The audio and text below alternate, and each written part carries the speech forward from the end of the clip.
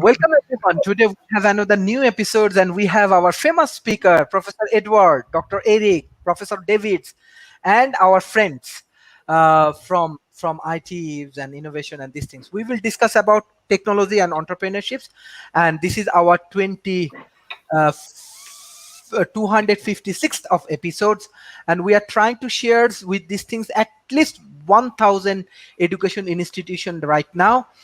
Even though South Asia and Asia Pacific, we have many challenges, but we are trying to overcome from these situations, and we are getting too much of support from our scholars, from our mentors, for our partners and everything. So I want to start from Professor Edwards. How do you want to analyze this technology and entrepreneurship? Well, thank you. This is a very important session. I'll be able to be on for a little bit. Technology and entrepreneurship really go together. A lot of times you see in history discussions, people will talk about technological innovations, and these, of course, are very important. But without entrepreneurs, any innovation can simply flounder. It can simply sit idly, and nothing can happen. It takes an entrepreneur to figure out what to do with a technology to create value. Let me give you a fun example here. On June 29th of 1975, at 10 p.m. in the evening, a computer geek named Steve Wozniak figured out how to take a particular computer chip. And he noticed that there was an ability to program into a little part of that chip some extra code. And he said, you know what? I could take that chip and I could somehow embed code, I guess I'm trying to make this simple for your audience, that can hook it up to a monitor and up to a keyboard. And of course, Steve Wozniak, with that insight about how to take this computer chip and take opportunity, this little possibility, created the first personal computer, the Apple I computer, and of course founded, with Steve Jobs, founded Apple Computer, and we know the history of that. That was an entrepreneur. Jobs himself is an interesting fellow. Before his company was started, computers were a matter of either big mainframe computers that only big universities or business could afford, or they were little toys that can be made by hobbyists and so forth. At best, the Altair was the first one that you could do that with. But Steve Jobs had this insight. Why not make computers for the masses? In other words, instead of something that requires a lot of technical ability, make something that you push the button and it works.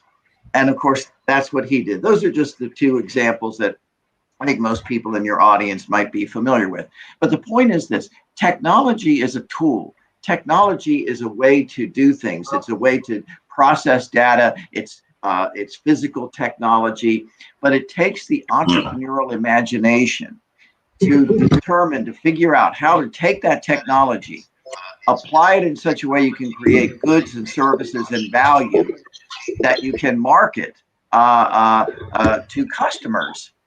And I want to make this important thing. It's important not to let the technology lead the process. The technology is part of the process. And so you go back and forth, the entrepreneur figures out, here's where I can benefit from using artificial intelligence, for example, in diagnostics in medicine, or here's how I can use software as a tool, or here's how I can combine a bunch of technologies to produce a flying car, but I have to be able to do it economically. And so in this age of exponential technology is going to be defining our future, not only in communications and information, biotech, nanotech, artificial intelligence, robotics. So to your audience, I would say, understand the importance of not only the technology, but how it's the entrepreneur who figures out how to take that technology, make it into a marketable good or service that he or she can sell to voluntary customers, that's going to allow all of us to flourish. Mm-hmm. Thank you. Dr. Eric Dew, how do you want to analyze technology and entrepreneurships, and how you want to advise our youth community? Not much I can add to what has spoke already. We've been on these talks before, and very much agree with him. Technology, like what he said, is just a tool, and we humans have been doing technology since the dawn of humanity, right? Since the dawn of human civilization. Yeah, a cup, right? I mean, they invent cups, they invent stone tools, they invented the Bronze Age, and then the Iron Age, and all that. Technology grew during that time because ultimately humans are lazy, and when you're lazy, you want to create a tool to let you do something without as much work as you used to. Okay, and if that tool is nothing more than a sharp stick to dig into the ground so you can create a rut to put the seeds in, then that's a hell of a lot better than using your hands. So laziness is the #1 impetus for creating technology to make things done better. And what happens is, and then the flip side is the creativity. Once somebody realized, hey, I can use this stick to make a rut on here, then they realize that they can use that stick to make other things, penetrate other things, and it becomes either a weapon or it becomes a prod to poke a hole into animal skins so that they can create like a roof on their hut or something like that. That's the creativity. Expanding is a variation on a theme, right? The original theme was poke things with a stick. And then the variation is, well, what else can you poke? And then you poke all sorts of different things, and people realize that you have a whole bunch of different things you can poke. And then you can make big sticks to poke big holes, and you make very small sticks, also called a needle, to poke very small holes to make, so that you can sew fabrics together and sew animal skin together. And that is what humans do. They make variations on the theme. And that's what technology is. The really tough part is the entrepreneurship. That's the really tough part because, well, we don't have a long history of that, right? We don't have a long history of entrepreneurship because we didn't have money as a way to, to build wealth, really until, I would say, reasonably, till around the 1300s, the Renaissance. Prior to that, yes, there were currency and all that, but you don't have the ability of owning currency. You owned objects, assets, goods, and that was your value, not currency so much. Because unfortunately, back then, if you had too much currency, then you have, robbers and rogues and all that will come and beat you up and steal your money, and then you're done. And yes, like what Edward's saying, you don't have a banking system that we have like modern times. So you don't have the entrepreneurship kind of concept doesn't quite work back then. And also there's a key thing is that one of the key aspects of entrepreneurship is the sale of equities of a company. Okay. Back then, it was very hard to price out what the value of the company is. It's very difficult. It's even now, it's very difficult to price out what the value of a company is. And a lot of prognosticators and armchair analysts would say, oh, you're worth, your market value is worth $1 million or $2 million or 2.5 or whatever.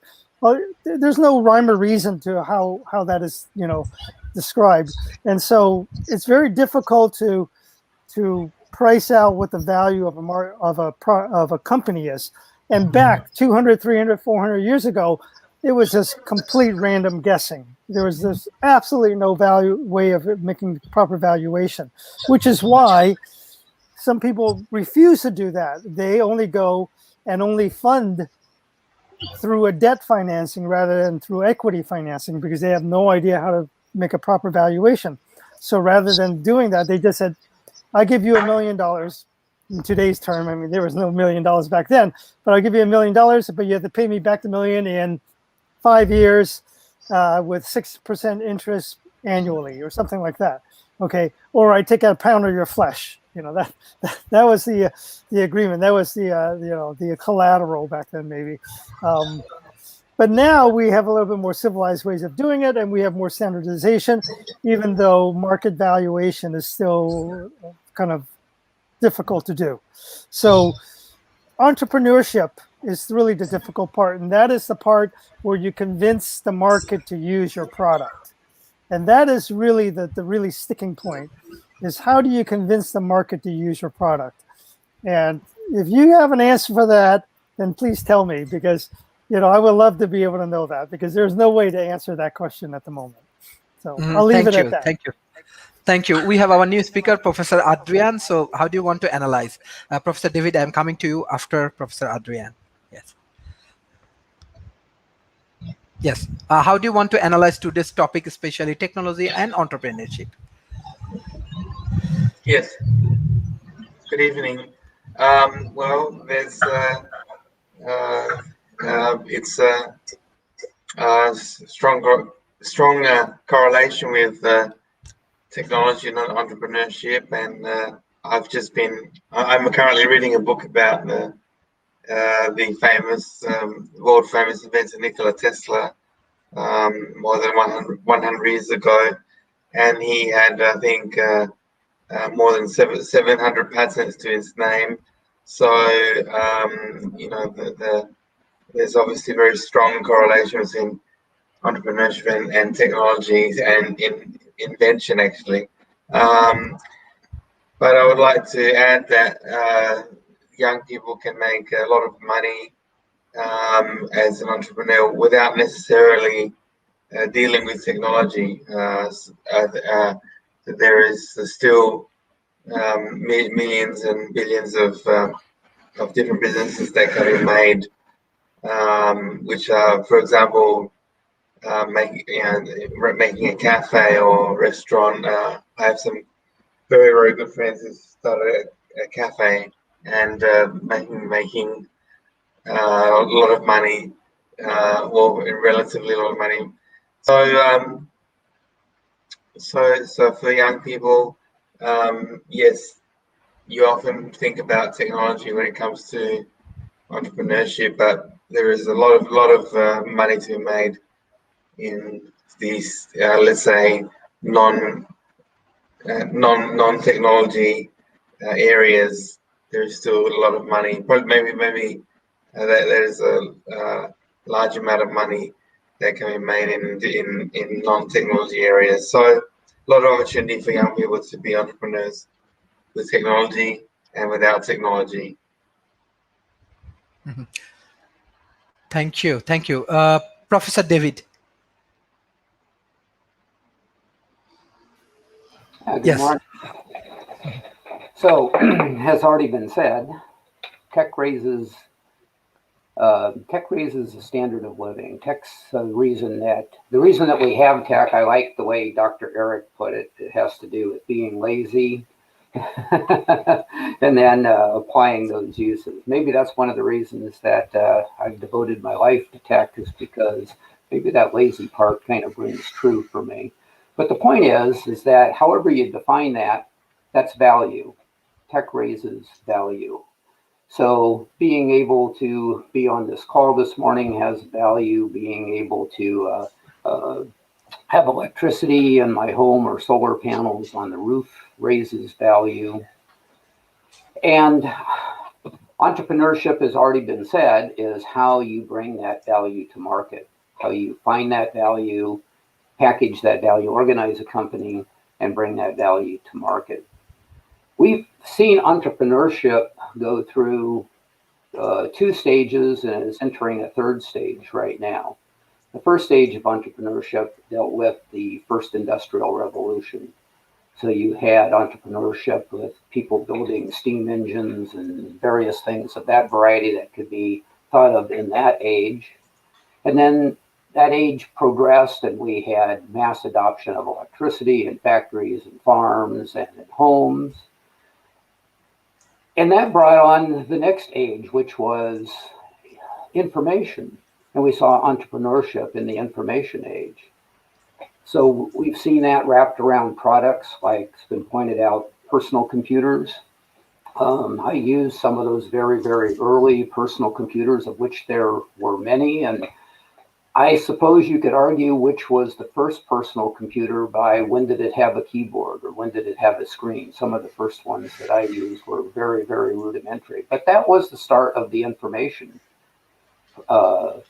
entrepreneurs. And we've seen that now move into big data. We've seen that move into marketing with that data.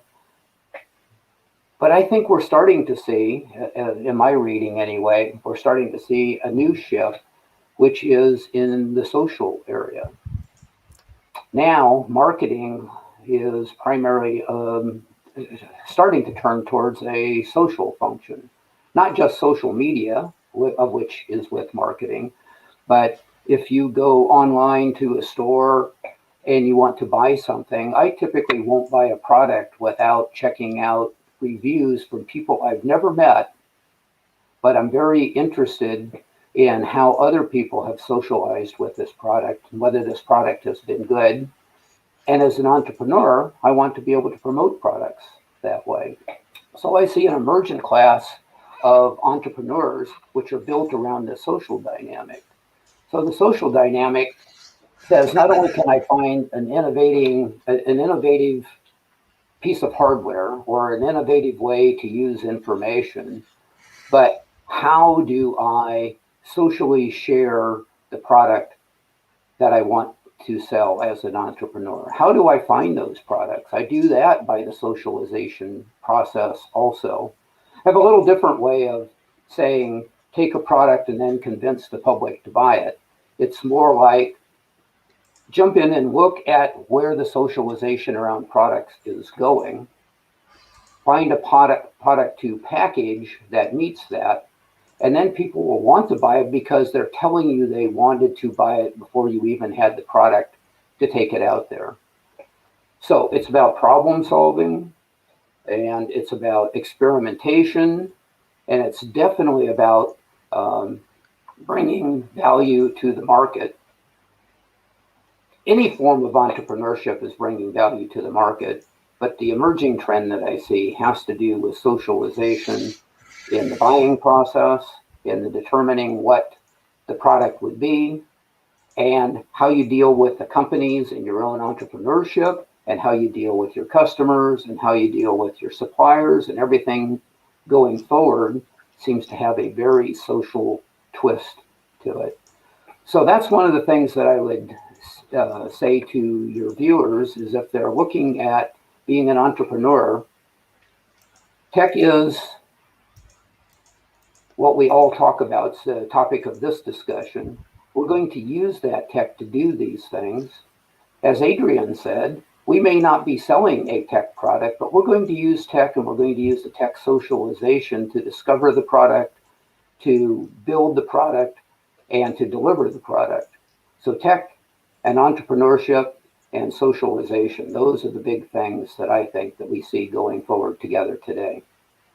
Mm-hmm. Thank you. So today we have our engineers, our innovator, Matthew. So how do you want to analyze today's topic?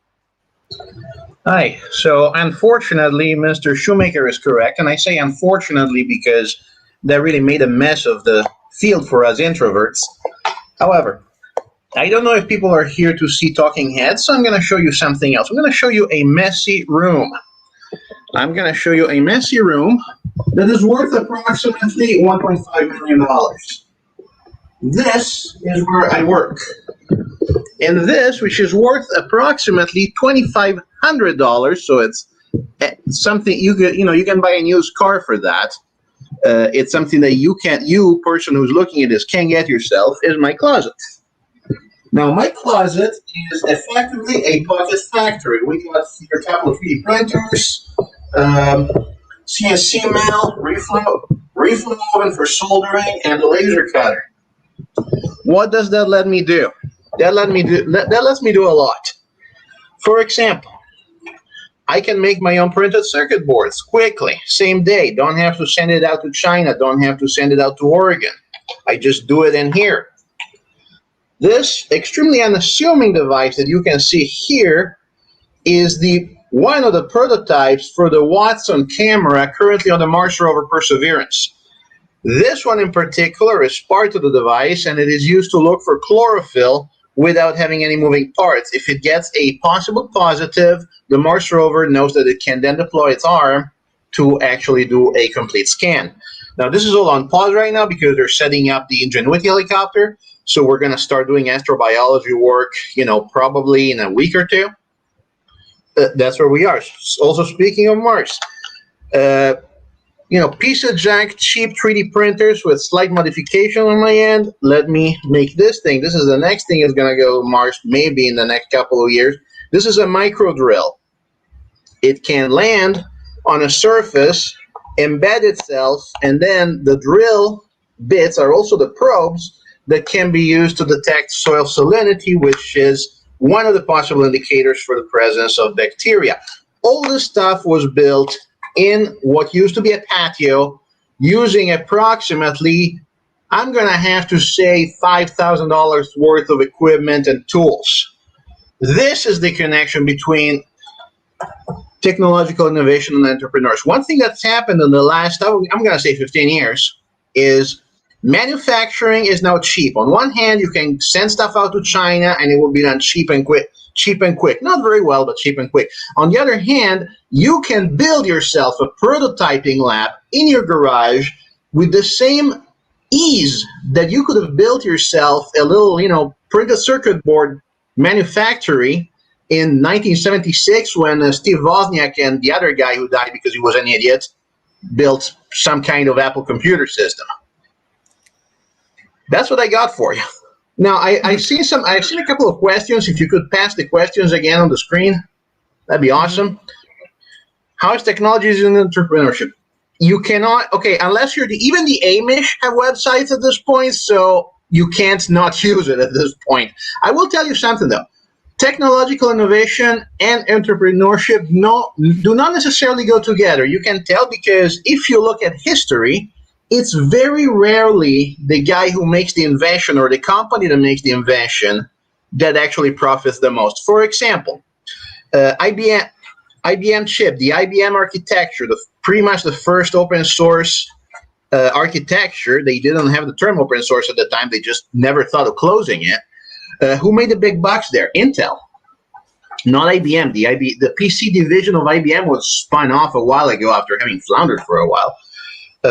You mentioned Apple first. Okay.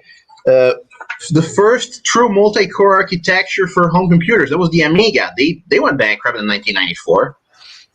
Technology does not necessarily means that you get a drop on the rest of the market. You can. It has happened. I'll bring the most close example I can think of, WD-40, the lubricant. They effectively had a monopoly for a while. The problem is, as it's easy for people to make stuff, it's also very easy for people to copy stuff. And patent protections only go so far because, for example, let's say that I invent a laser cutter. And let's say that a year, 2 years later, some guy from Russia buys one and starts copying them, starts selling them. Now, I have a patent. What I don't have is the ability to go to Russia and sue a Russian citizen because, as it is, they're probably going to jail me at that point. That's the reality of it. So don't assume that your technological edge will give you an entrepreneurial edge. Now, I don't give a shit because I like building things. I have a business, but the purpose of the business is not to make money. It's to help me pay the bills. That much said, if you want me to do a little bit of show and tell, I can do that. Otherwise, we can go back to doing the talking head format. So you let me know what works best for you. Thank you, Matthew. Professor Edward, few questions come from audience. I have also questions, but I think first we solve the audience question. Yeah. Okay, yeah. Why don't you give me the audience question? I saw a few of them. How is technology used in entrepreneurship? And to that, again, technology is a tool. It's a tool that we create in the sense that we create a computer program or something that we can use to do the sort of things that Matt's talking about.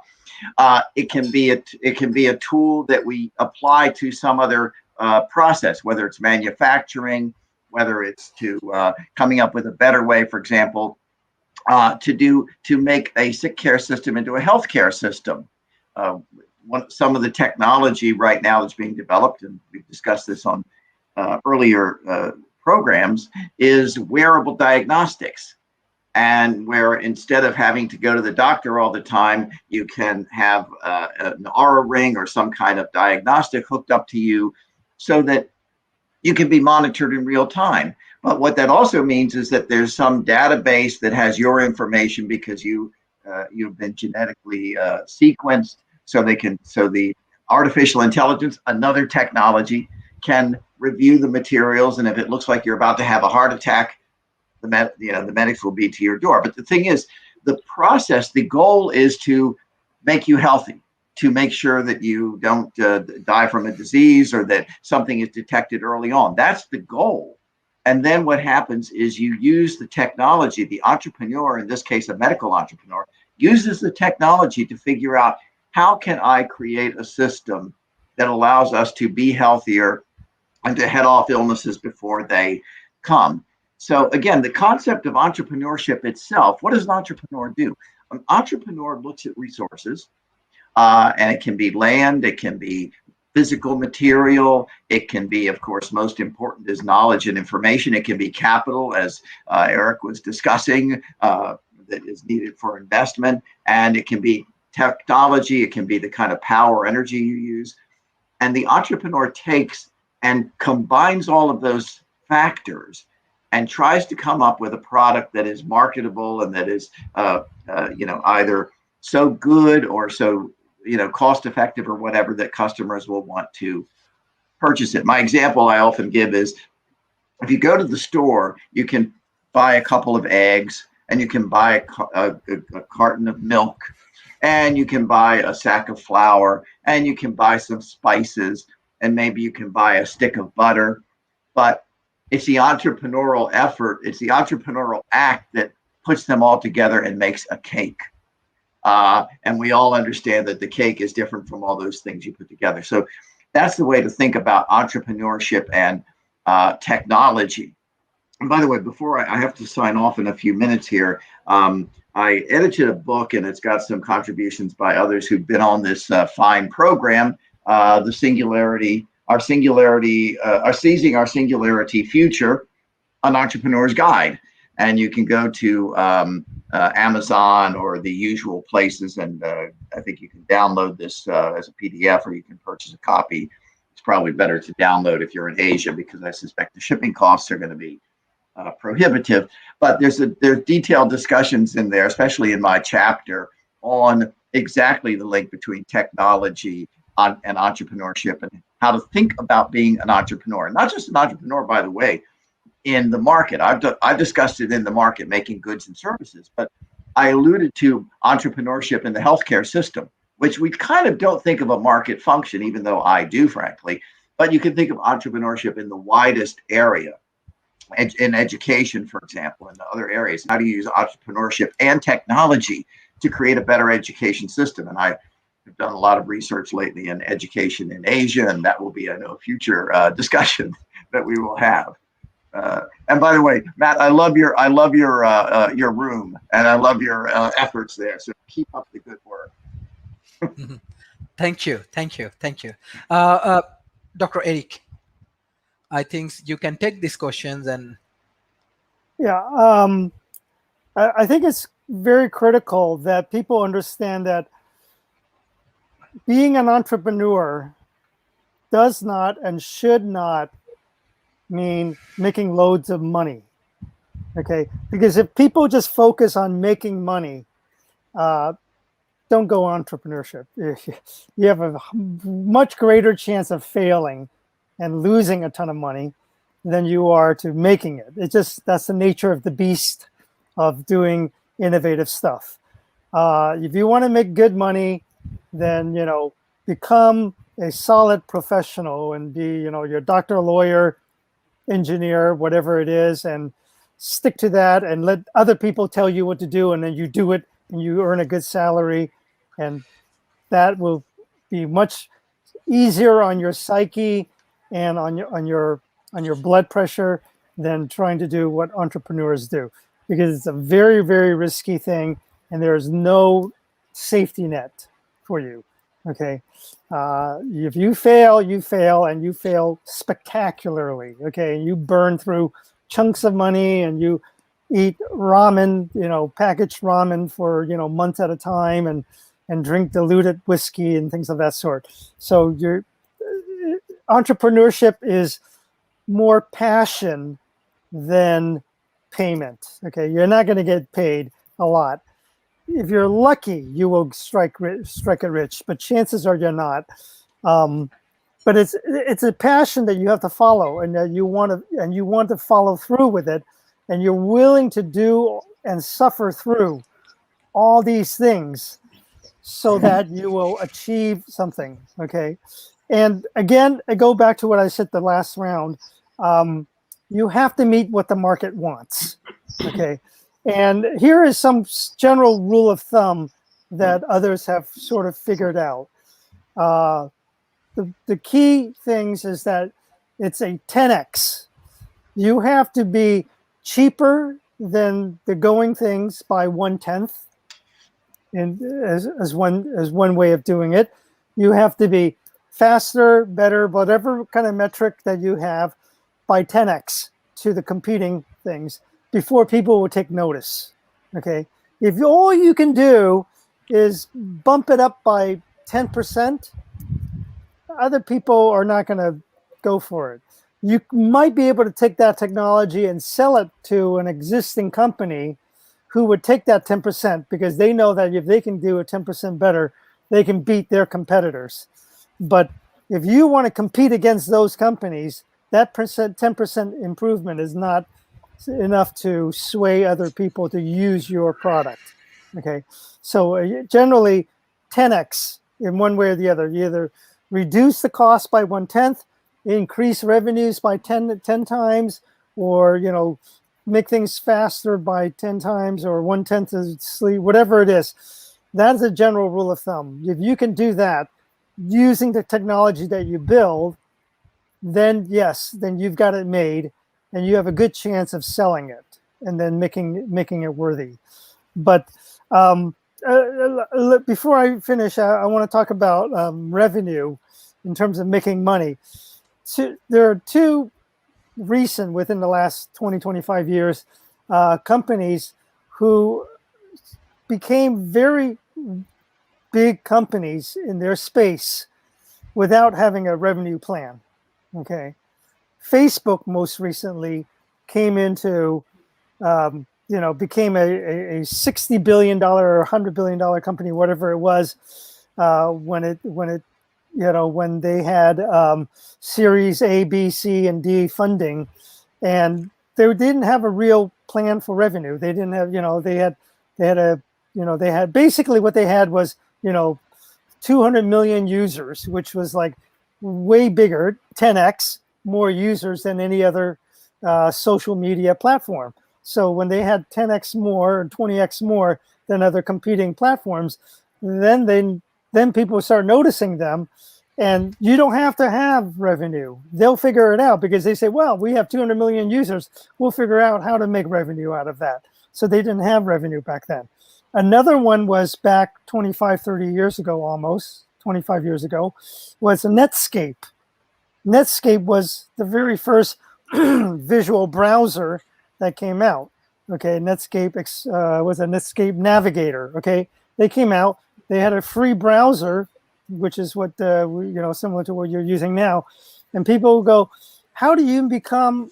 Back then, it was a lot of money. It was $80 million, $80 million company, I think it was, when they IPO'd, without that revenue. Well, they did it, and they figured out some revenue, and then they grew, and they became a big company, and then they disappear because technology goes fast, and if you can't, swim with the fish, with the sharks, you get eaten by them. So they eventually lost out to Internet Explorer from Microsoft, and then that disappeared basically as other things came through. So excuse me, I gotta clarify here. You got the timeline slightly warped, because what happens is that if you look at 2004, 2005, Netscape had actually crushed Internet Explorer. They had about 80% user base. What happened was not Internet Explorer, it was Chrome from Google. That too, as well. Okay. So anyway, but you get the point. I mean, you can build a company without a revenue model. Okay, whether you can sustain it is a different issue. But the reason why Netscape failed is not because they didn't have revenue. Obviously, they did ultimately have some kind of a revenue stream, but that's that's not necessarily the need for that. So I'll let others chime in now. Yeah, okay, thank you. We have our new speaker, Dr. Shoha Hakiki, also joined today. Thank you for joining today's sessions.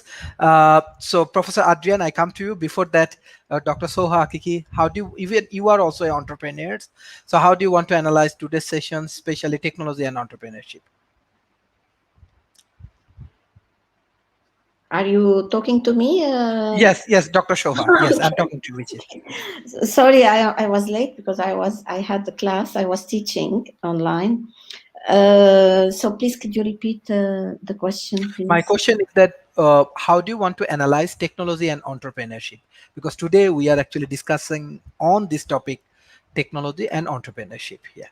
Yeah, that as I always said it, because I'm in education mostly, and usually the universities or the schools are really not preparing the students to the industry needs. So I think everybody needs to work on this. And I can find it. I can see it with my students. They are not prepared. Even when we push them to do an internship, because they have to do an internship of 6 months after every year. Because usually what we are doing is 6 months research or classrooms we don't have, but mostly research, and 6 months internship on the basket training. They have to learn how the real life is, and I feel nobody is preparing these new graduates to the industry. And so technology now, the new technology, I believe that we need technology, and without technology we cannot advance in everything. So so far all these social media or all the research now, usually you let me know who from the research and development, they go to a library or they open a book. Now we are all online. Everything is online. So the new technology is vital. We have to consider this when we start anything. I started my my school in 2013, and it was in my mind to be always online, all research online, prepare the students, work with the companies to check what they are needing for the new industry. But still, we are still small. We need more to work on. So that's it. Technology, I feel it's very important that we have to be up to date to everything is going on the market. Seminars, sometimes I am against lots of seminars because I feel it's too much talking with no output. Even before the COVID, I stopped going to seminars. I stopped going to fairs because, as always, fairs, they come, they talk to you, and they leave, and they forget about you after once they leave the fair. All this, I believe in one-to-one contact. I believe in personal research to see with whom you want to work, your target, niche market, or whatever you are preparing to do. And I agree with your previous speaker that we don't need big capital to start a business. We can start a business with zero capital even. It's important this to think about it. We shouldn't put obstacles before we start. That's it. It's important. We have to move on, work little by little, and see how we are advancing. And technology is vital nowadays in our life. the future is technology. If people, they don't believe in future and technology, which means they cannot carry on. That's what I believe in. Mhm. Thank you, madam, for your valuable discussions. Professor Adrian, I think you can take these questions. What is the connections between technological innovations and entrepreneurship? I think you also are innovators. Yeah. Yes, well, there is a strong correlation between the two areas, but um, uh, not necessarily that an invention will make money. And in fact, a lot of inventions are way ahead of the time. I just talked about the example of Nikola Tesla because I'm reading a book about him right now. He was maybe 100 years ahead of his time in a lot of areas. So he didn't make so much money.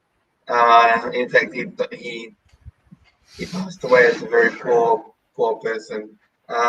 So it might seem like there's a lot of big connection for technology and entrepreneurship, but you have to. There's a fine art of having technologies which are relevant to today's society. A lot of technology, a lot of inventions are too far ahead of their time.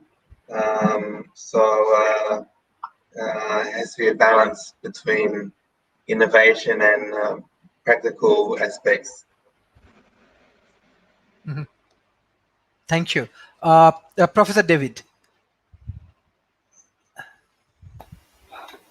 Yes, thanks. So what I wanted to say is that I wanted to draw a distinction between different parts of some things I think that we're talking about, and that is we have invention, and then we have innovation, and then we have entrepreneurship.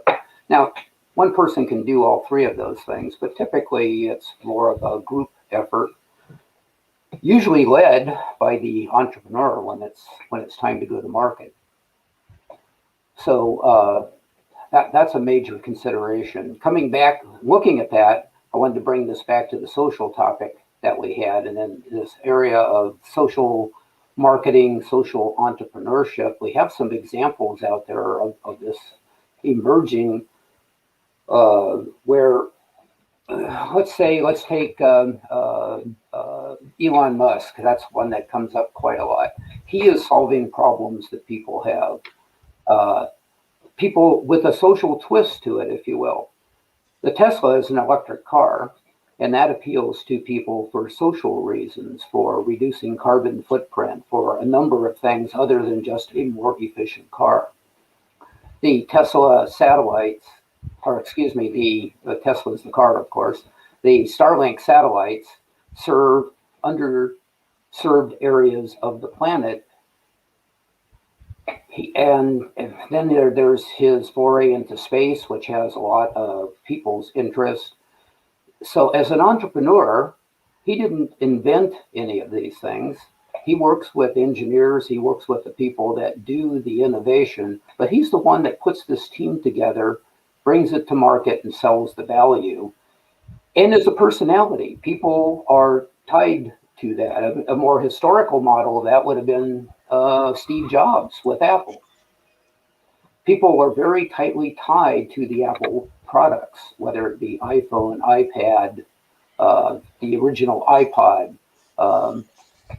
And it shows that even though that was personality focused, socially marketed, Apple has been able to bridge new leadership as Steve Jobs is gone and take that forward into the future. So it can be built around a personality, it can be transferred, but it's still a very social process. Now, there's some advantages in that for entrepreneurs in the social process because I don't have Apple products, but my friends who do would not consider buying anything else. The brand loyalty is very tightly tied to that. So somebody comes along and produces something different, like the Android phone, they're not interested. So you have some protection in your market base by developing that loyalty. They see you and your company as the people that solve their problems and are going to continue to solve their problems, even if there are other competitors. So this is one of the advantages to look at as we move forward into this social entrepreneur environment that's coming on us.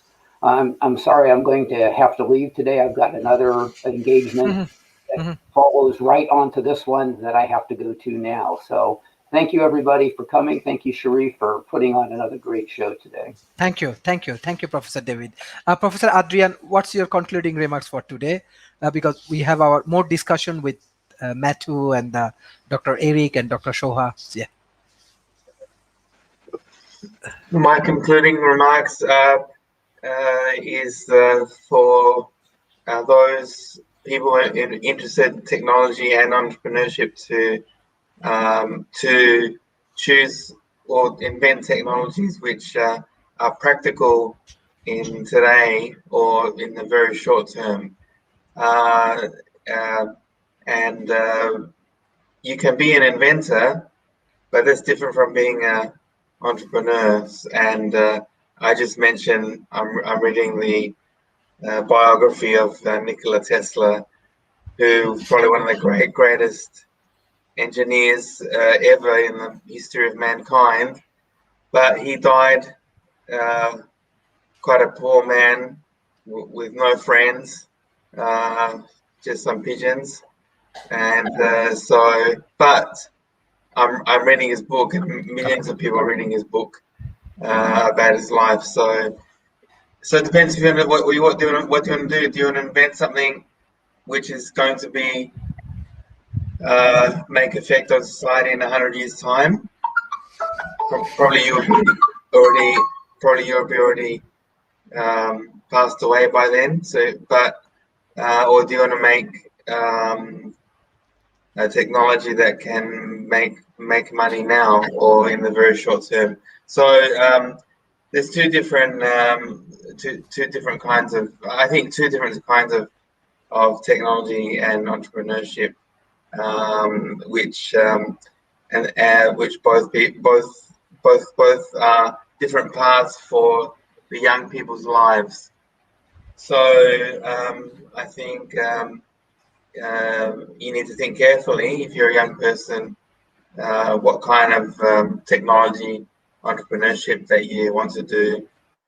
And if you want to make money, then you should focus more on practical aspects, practical technology that can be done today or tomorrow.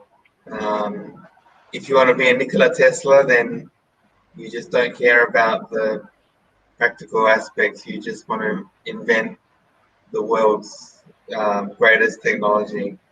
And then you may be in the history books, all right? But most people who are in the history books actually did not make a lot of money when they were living. So you got to think of it is not normally that the latest technology will make money. In fact, it's the people who make money will have some technology which is not so innovative, but can still make a lot of money.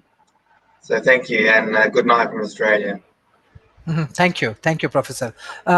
Matthew, can you hear me? I sure can. Yes. What can I do for you? Yeah. Basically, my question is that, like, as you are innovators, you are a tech entrepreneur. So, my fact is that, like, even we have our academicians, how, example, developing nations or Asia Pacific, they can develop more tech entrepreneur like you. Like how you build up yourself, how you develop your own house and your own innovation center. I worked on a ship for a few years to save up a bit of money. I put it into a living space and into a lab. what happens, that worked for me. The problem is that, if you're in a situation where your ability to save up seed money is non-existent because it's being siphoned off of your economy to go in other economies, that makes it a lot harder. What I have seen works is that for the next few years, and this is going to go away, but it's not going away yet, there's still a little bit of room for local improvements. So, for example, let's say that you live in a town and it's near the sea and you're getting a lot of storms and your power goes out all the time. You don't have to wait for Elon Musk or whoever the fuck to come to you and sell you Tesla Powerwalls. You can say, okay, let's get together with a neighborhood, buy a bunch of solar panels, hook them up, build a battery piece by piece. I actually have a solar battery. It's made out of old truck batteries that I got for free because they were there. Since it doesn't have to go on a car or on a boat, you don't really care that it's heavy. You just use them as bricks. So I think that there is still a little bit of room for the piecemeal approach. I use solar as an example because solar works very well for this. Because, for example, for a wind turbine, you have to make a big investment. Small turbines don't give you anything. Solar panels, you just add them up one by one. And you actually can do that if you know what you're doing electrically. It's not even that hard.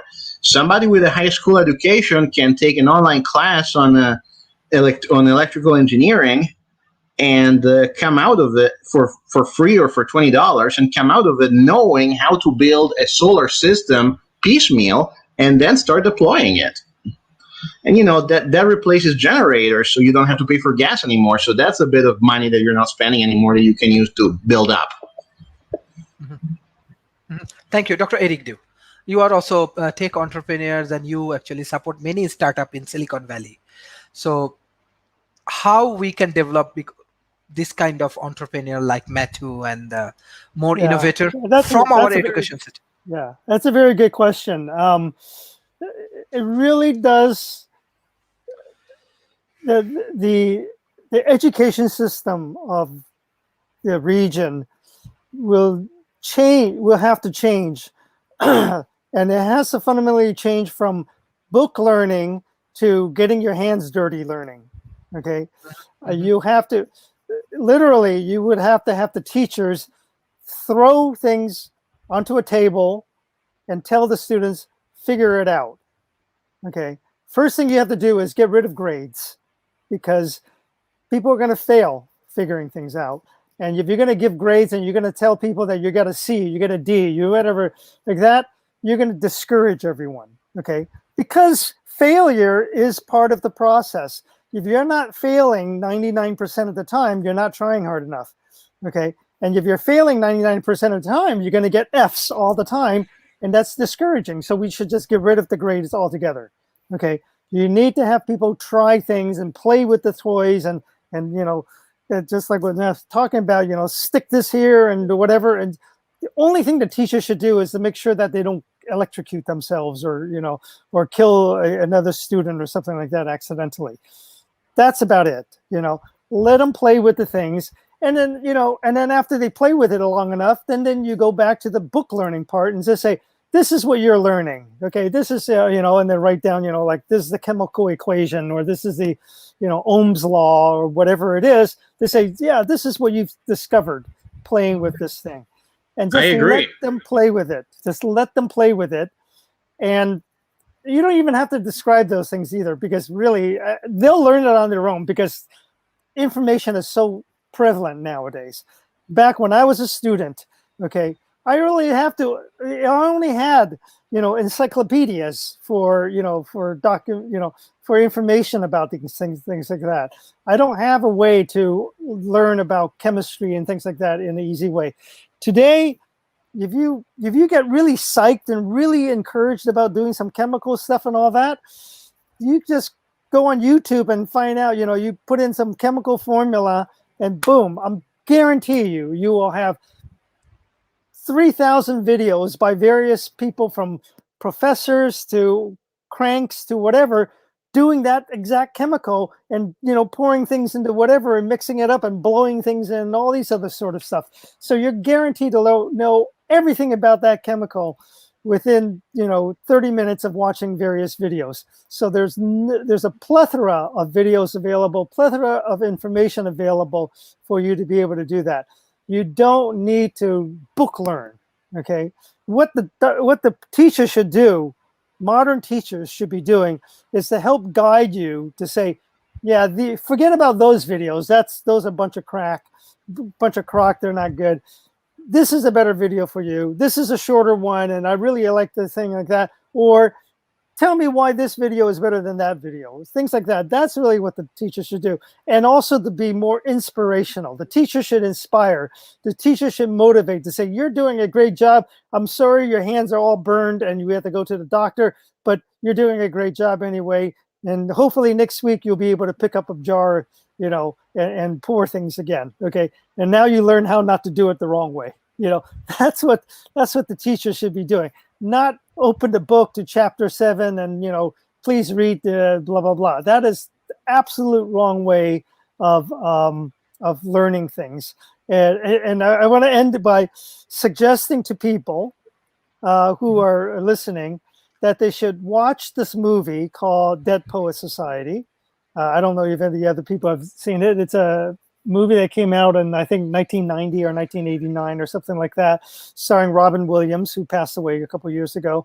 And what he was talking about is how to do poetry, okay?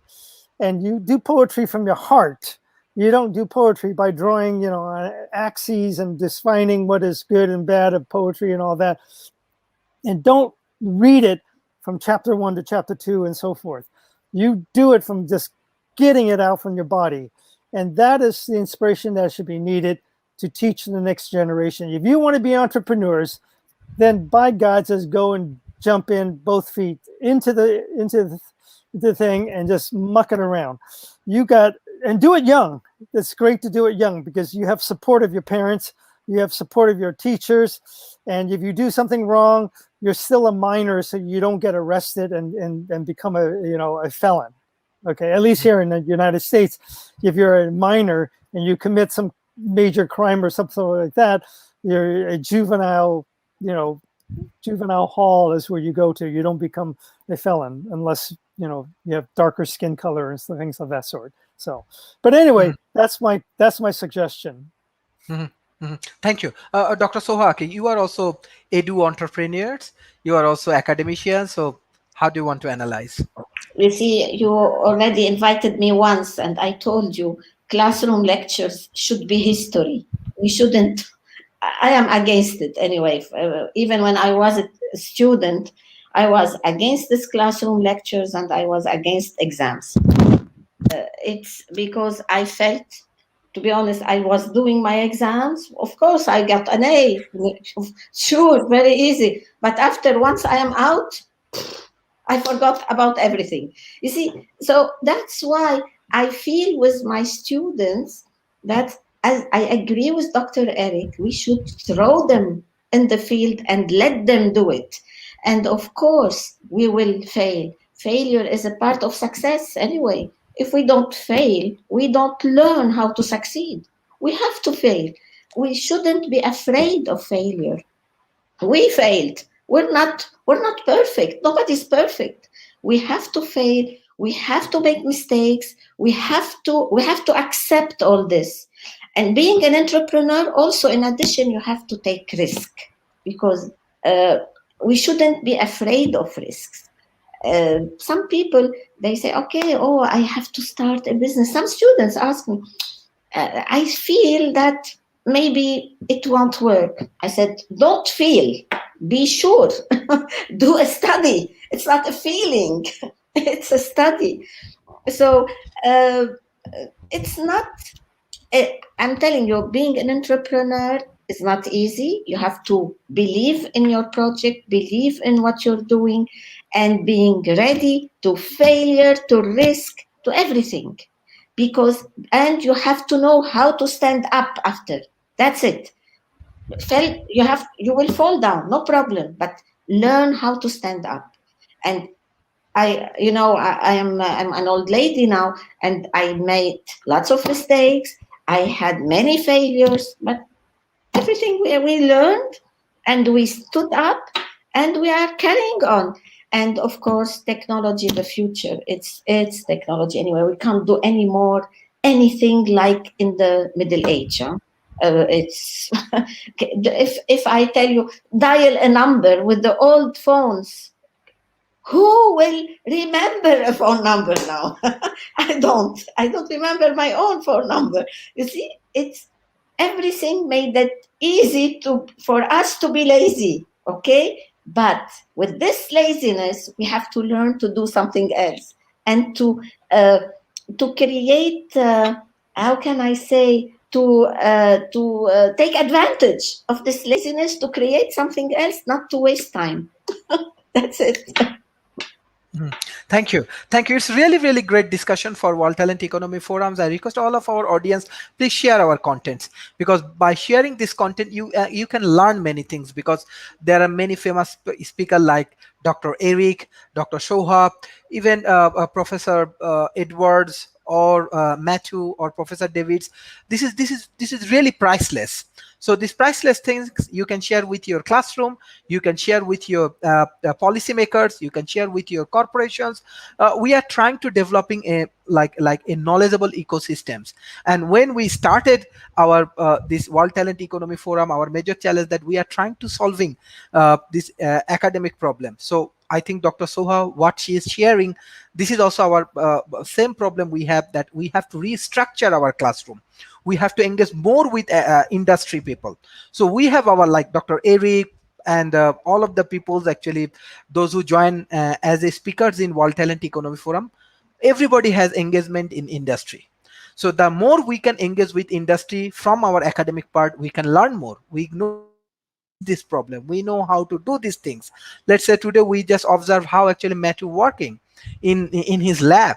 So from Asia Pacific, from South Asia, you can learn. And that is the reality. When we started, I said that we have to solve our educational problem. Today, now, South Asia lost for COVID $1 trillion. $1 trillion only for COVID-19 in South Asia. So everybody has problem and we need solution. So how we can solve? We need to make our classroom more interactive. We need to bring academic as well as industrial people like Dr. Eric in our classrooms, and by this way we can grow together and we can learn what we have to do and how we have to solve. So this is our objective. Every day we are like come up with a different topics. Today we have our 256th episode. So please share our content, share with your people, and share with your communities. So I directly want to go for the concluding remarks for today. Dr. Eric, what's your concluding remarks? Then Professor Soha Kiki. I would say that my concluding remark would be that this episode, this show, and several of your other ones should be broadcast to the teachers and the administrators. The students don't need to listen to what we're talking about. It's the teachers that need to know this, because they're the one that's still dragging out their own lecture notes from 40 years ago and reading them out like they're sacred text, and they haven't changed. And some places are still using chalkboards, for God's sakes, and they have to move. What's funny is that I watch on YouTube, I watch various videos on lectures in math, and one of the lectures is done by a mathematician who recently earned the one of the most prestigious math prizes. Okay, and my gods, the guy cannot explain himself out of a paper. It's just impossible. He writes on a piece of paper. Okay, so whereas other YouTube videos are done more professionally, the text is done on the screen. He does it, writes it on the paper, and and it gets to the corner of the paper and it's scribbled and it's incomprehensible to read. And then he immediately, once he finished writing, he tears that piece of paper and he writes it on the next page, and you don't know what he wrote because he's already moved that paper away, and his accent is bad, and he's just meandering along in his talk, and that's what we got.